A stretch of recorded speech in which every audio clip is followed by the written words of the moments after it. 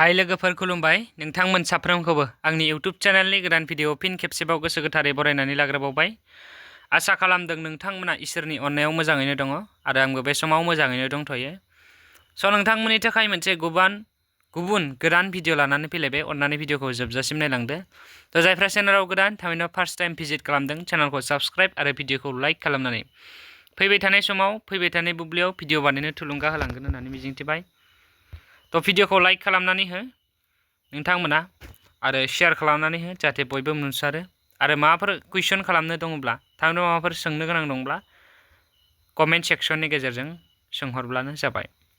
थ' फैदो दिनैनि बे भिडिअनि मेन खोथायाव आवगायनोसै थामहिनबा मेन टपिकआव आवगायनोसै। दिनैनि बे टपिकआनो जाहैबाय स' नोंथांमोना दाख्लै बावैसो एग्जाम रेजिस्टार जादोंमोन स्वायम पर्टेलाव।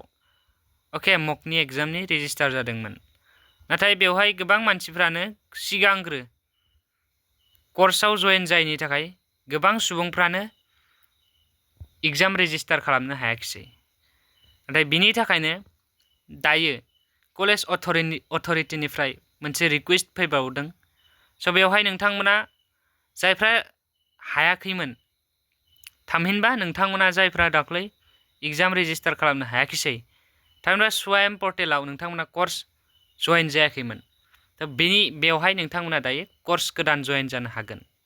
आरो बे कर्सनि नामानो जाहैबाय लोगोफोर बे कर्सनि नामानो जाहैबाय ब्लु इक'नमि एन्ड एन्टारप्रेनारशिप। स' बे कर्सआव नोंथांमोना जयेन जायोब्लानो जाबाय।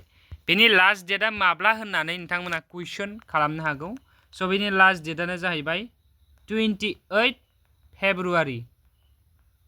बे दा सोलिबाय थानाय 2025 मायथाइनि फेब्रुवारिनि 28 खालाराव बेनि लास्ट डेटआ जागोन इनरलमेन्टआ थामहिनबा नोंथांमोना कर्सआव जयेन जानाया। स' बेनिखायनो नोंथांमोना थाबैनो जयेन जानानै लायोब्लानो जाबाय जाहाथे रावबो स्टुडेन्टसानो थालाङा। स' नोंथांमोना जयेन जानो थाखाय मा खालामनांगोन आं दायो खोन्थानोसै। स' बेनि थाखाय स्क्रिन बेफोरबायदिबाथाय ओंखारा। स' बेनिखायनो आं सिदा खालामना लाबाय। स' दायो आं जयेन जानानै खोन्थिगोन। नाथाय आं बेवहाय जयेन जानो हानाय नङा बिकज आंहा अलरेडि रेजिस्टार्ड जाखानाय दंखायो। आं सिगांनि इनरल खालामनायावनो रेजिस्टार जाखादोंमोन। आं सिगांनि जि course air pollution and control बेवहाय आं जयेन जाखानायमोन। स' बेनिखायनो आङो नोंथांमोननि सिगाङाव मोनसे गोदान कर्स सेलेक्ट खालामनानै खोन्थिगोन। स' बेवहाय नोंथांमोना नैबेवहाय मोनसे सार्चनि अपसन नुनो मोनदों। अके मोजाङै आं दिन्थिनानै होनि नैबेवहाय नोंथांमोना सार्च खालामनो हानाय मोनसे केपासिटि दङ। थ' बेवहाय नोंथांमोना लिरनानै हो ब्लु इक'नमि एन्ड एन्टारप्रेनारशिप। स' नोंथांमोना बेखौ टाइप खालामनानै सार्च खालामनानै हो। सार्च खालामनानै होदो।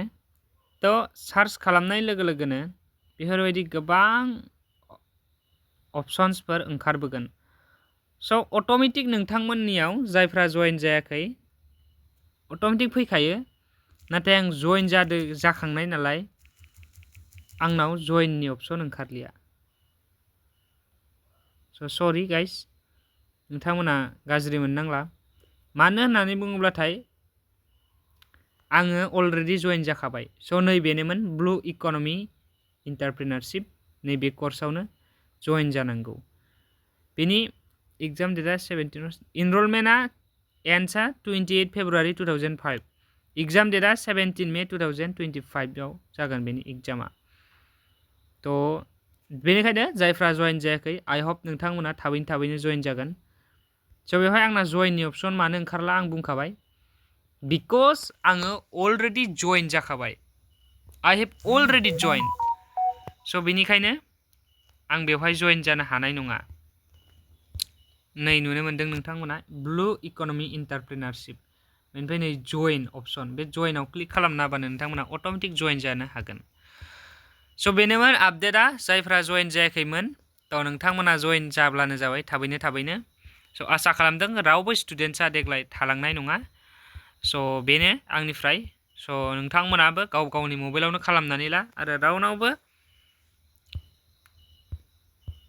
माने सोंनांगौ गोनांथि गैया आरो बे भिडिअखौ नायोब्लानो। अके नै बेवहाय फुल्लि लिरनाय दंखायो कर्स स्टेटास आपकामिं माने बेवहाय कर्सआ फैथ'वाखै माने कर्सआ रेजिस्टारल'सो जाबाय दं दायो कर्स टाइप कर लेंगुवेज कर्स कन्टेन्ट इंलिशनि बुजायगोन डिउरेसन 12 उइक्स नोंथांमोना 12 उइक्स मोनगोन बेखौ स' 12 उइक्स बाथायथ' बेसेबां जायो नोंथांमोना सानदो मोनसे उइक्सआव बेसे थायो सरि मोनसे मान्थआव 4 उइक्स थायो नङा होमब्ला 4 into 3 12 स' देन अब्ला बेयो बेसेबां थागोन 3 monthsनि कर्स बेयो मोनसे 3 monthsनि कर्स स' नोंथांमोना आइ होप मोजाङै बुजिबाय बिनिफ्राय नोंथांमोना